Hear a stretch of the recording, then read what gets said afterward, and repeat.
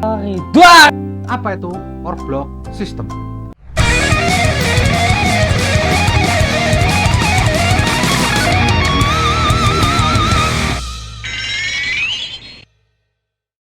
Halo teman-teman semuanya, selamat datang di Papa Jax teman-teman. Ketemu lagi dengan Danu di sini teman-teman. Selamat datang di sesi hashtag belajar Gundam teman-temannya. Akhirnya sesi ini kembali lagi teman-teman ya. Ya mumpung sudah longgar ya teman-teman ya. Oke, di video kali ini teman-teman ya bisa teman-teman baca ya di ini ya. Di judul aku mau bahas tentang apa itu core block system teman-teman ya. Udah tak posting juga di tab postingan ya teman-teman ya. Sedikit info ya teman-temannya, ada yang jawabnya betul. Nah, tadi ada betul. Oke, core block system teman-teman. Core block system teman-teman ya adalah sebuah sistem di dalam mobil suit teman-teman yang memungkinkan kokpit itu terpisah dari mobil suit itu sendiri teman-teman. Sebagai gampangnya tuh kayak gini teman-teman. Yaitu jadi kokpit sama mobil suitnya itu independen atau berdiri sendiri teman-teman. Jadi nggak kesatuan gitu teman-teman, nggak nyatu teman-teman. Jadi berdiri sendiri, independen. Independen, ya betul, independen. Dan ini ya teman-teman ya memungkinkan bisa mengakses berbagai unit, mau dari itu mobil suit ataupun armamen lain. Jadi core block system ya seperti yang tak bilang tadi teman-teman ya, kokpit itu terpisah dari unit robotnya teman-teman. Jadi bisa masuk ke unit-unit lain ataupun armamen lain karena kokpitnya itu terpisah teman-teman.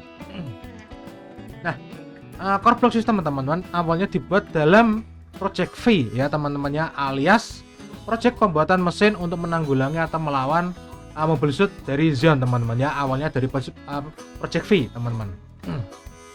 Proyek awal dari core block system ini ya teman-temannya ketika dibuatnya ini FFX7 Core Factor teman-temannya sebagai awalan dan akan dipasangkan pada unit dari Project V teman-temannya seperti RX782 Gundam, RX772 Gun Cannon teman-teman, terus ada RX754 Ganteng. Dikarenakan Project V ini menggunakan core block system teman-temannya, jadinya itu memungkinkan untuk unit dari Project V ini akan bisa bertukar bagian teman-teman ya. Maksudnya gimana teman-teman ya? Bertukar bagian itu gimana ya? Bertukar bagian itu ini. Semisal ya, bagian torsonya nih ya, bagian torso yang atas itu memakai partnya dari RX782, tapi bawahannya pakai RX754 atau alias Ganteng bisa. Atau semisal bagian bawah Ganteng, bagian atasnya itu pakai Gun Cannon bisa ya teman-temannya, bisa-bisa aja. Atau semisal bawahnya Gundam ya teman-temannya, atasnya itu pakai Gun Cannon bisa ya teman-teman, biasa aja asal compatible atau cocok sama slot dari ini ya, dari core blocknya teman-teman atau core factornya. Nah, untuk sistem dari core factor ini sempat terhenti teman-temannya pas zaman-zaman Zeta teman-teman, dan dipakai lagi pas udah zaman masuk zaman ini ya double Zeta teman-temannya, dan sampai seterusnya sampai terakhir itu dipakai itu sampai ke seri Gundam Victory teman-teman. Untuk UC ya teman-teman, untuk UC sampai Victory teman-teman masih dipakai. Dan sistem ini ya teman-teman, sistem core block ini ya teman-teman sudah jadi trademark ya teman-teman, atau ciri khas dari anime atau seri Gundam teman-teman ya. Nah, tidak hanya di ini ya teman-teman, tidak hanya di Universal Century aja teman-teman yang memakai metode dari core block system ini teman-teman ya. Di universe Gundam yang lain pun juga ada yang pakai teman-teman. Nah, apa aja tuh? Nah, apa aja yang pakai nih? Nah, untuk universe-nya itu sebagai berikut teman-teman ya. Ada Future Century ya teman-teman ya, yang universe-nya Mobile Factor G Gundam teman-teman ya. Lalu ada Forex Century teman-teman, Forex Century dari universe-nya Turn 8 Gundam teman-teman. Lalu ada dari Advanced Generation teman-teman ya, dari series Gundam Age teman-teman. Lalu ada seri Gundam Build series juga tuh ada yang pakai teman-teman, ada yang pakai juga. Lalu ada Gundam Geno Reconquista dari Gundam Shield teman-teman, dan masih ada banyak lagi teman-teman.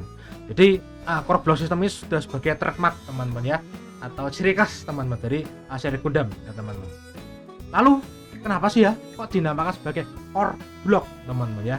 Nah, mari kita cah dulu ya teman-teman ya dari kalimatnya, yaitu core dan block ya teman-teman ya, core dan block. Oke, yang pertama tuh core ya teman-teman. Core sendiri tuh kalau kita cari artinya tuh core itu inti teman-teman. Core itu sebelah inti inti di sini tuh maksudnya kokpit. Nah, kokpit yang ngatur segalanya intinya teman-teman. Lalu kedua ada blok. Blok itu artinya banyak teman-teman ya. Tapi di sini konteksnya itu adalah sebuah kotak teman-teman ya. Sebuah kotak ya teman-teman ya. Bisa teman-teman lihat untuk core block itu kan bentuknya bisa apa? Bisa jadi pesawat terus jadi kotak gitu ya teman-teman ya. Nah, itu kenapa dinamakan core block ya teman-teman ya. Bisa dikatakan ya ini ya teman-teman, inti sebuah robot yang membentuk kotak dikarenakan ini pada zaman itu kan ya teman-teman ya, robot tuh masih bentuknya kotak-kotak ya teman-teman ya, kotak-kotak, jadinya harus diselaraskan desain dengan robotnya teman-teman. Akan tetapi ya teman-teman, lambat laun karena desain robot bervariasi ya teman-temannya, mulai bervariasi, mulailah bentuknya tuh agak dibikin beda-beda dan lebih unik teman-teman ya. Seperti ini ya, seperti kalau teman-teman tahu ya teman-teman, ada satu core factor ya teman-teman, bentuknya tuh agak unik, yaitu core factornya dari Gundam Legilis teman-teman ya, dari Gundam Age, dari Advance Generation teman-teman ya. Kan bentuknya kan nggak kotak banget ya teman-teman ya, bentuknya kan nggak kotak ya teman-teman ya, pas malah bentuknya itu kayak kelelawar itu teman-teman. Jadi lambat laun desain mobil kan beda-beda teman-teman ya. Jadi core factornya atau core block sistemnya itu menyesuaikan ya desainnya teman-teman. Nah, itu sedikit penjelasan dari core block system teman-teman ya. Lalu apa aja sih ya kelebihan dan kekurangannya itu untuk core block system ini ya. Nah, yang pertama kita bahas kelebihannya dulu ya. Nomor satu teman-teman, nomor satu tuh mudah digunakan untuk kabur saat situasi genting atau yang mau merenggut nyawa. Misal part dari robot ada yang rusak, terus digempur nih banyak musuh nih, dirimu cuma satu toh, teman-temanmu mati semua. Teman-temanmu mati semua, tinggal satu digempur banyak ya, tinggal lepas aja dari unitnya just gitu teman-teman. Jadi tinggal lepas lalu kabur jadi pesawat, kabur set. Nah, bloknya berubah jadi core factor, dirimu tinggal set, nah pergi gitu. Lalu kedua ya teman-teman, kedua gampang untuk bongkar pasang part seperti torso atau bagian bawah, misal mau ganti perkakas atau ganti armamen gitu ya teman-teman. Atau misal ada part yang rusak, nah tinggal copot terus pasang lagi seperti baru, seperti yang dilakukan di Gundam Victory teman-teman. Yang ketiga ya teman-teman, yang ketiga ini mudah untuk menyimpan data pertempuran. Nah, dikarenakan menggunakan core factor ya teman-teman sebagai intinya ya, sebagai intinya nih, core factor sebagai intinya ya, terus sebagai intinya, jadi data akan disimpan selalu dan bisa dibawa kabur bersama core factornya, karena datanya ini ya di sini ya, di kokpitnya ini teman-teman. Nah, misal kalah dalam pertempuran ya, misal dalam gempuran kabur, jadinya data masih aman selama core factornya tuh nggak hancur. Tidak seperti kalau mobil suitnya menggunakan kokpit yang nyatu ya teman-teman, nyatu sangat dengan unitnya. Nah, sekali unit rusak di bagian inti akan susah untuk recover datanya. Jadi itu ya kelebihan ketiga untuk core block system teman-teman. Nah, tadi kan kelebihan teman-temannya, dan sekarang tuh kekurangannya. Nah, kekurangannya ada 3 kekurangan yang aku bisa simpulkan teman-teman ya.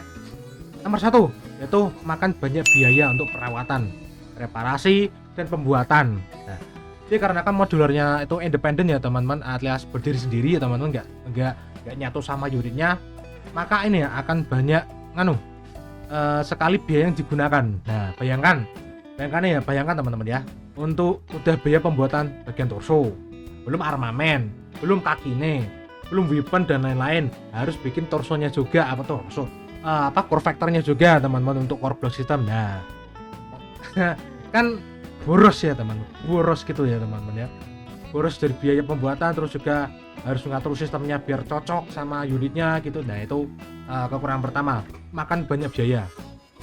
Kedua, harus kerja ekstra untuk pemasangan part ketika lagi bertempur. Nah, misal ingin gonta-ganti part ya teman-teman, pas banget di pertempuran tapi gak bisa beli base. Nah, kan otomatis ya dari base itu ngirim part. Nah, dirimu kan misal jadi pilot ya, ini harus terbang dulu gitu, terus buat ganti part tinggal copot ya teman-teman pas di udara. Nah, itu ngepasin tuh kayak kan sensornya tuh kan harus pas banget teman-teman ya, kan harus pas banget karena menyambungin ya. Kalau nggak ada musuh, tiba-tiba kalau ada musuh di depan atau di belakang teman-teman ya, pokoknya ada musuh, partnya ditembak, nah meledak ya, nggak jadi nyambung lagi. Nah, itu sebagai kekurangannya teman-teman ya. Terus yang terakhir, yang ketiga teman-teman, modularnya tuh terlalu kompleks ya teman-teman, terlalu kompleks. Harus setting ini, setting itu biar sistem cocok agar sensor pas pemasangan juga pas dan lain-lainnya tuh bikin kerja ekstra buat bikin modularnya teman-teman ya. Lama lagi ya. Oke teman-teman semuanya, itulah sedikit penjelasan dari core block system teman-temannya. Semoga aja teman-teman paham. Kalau teman-teman belum paham ya teman-teman bisa diulang aja videonya atau teman-teman bisa riset sendiri ya di websitenya Gundam teman-teman ya. Oke, terima kasih teman-teman semuanya. Jangan lupa minum ya teman-teman biar tidak sakit ginjal. Terima kasih sudah menonton. Salam apa? Yes, dadah gitu teman-teman ya. Aku cabut undur diri.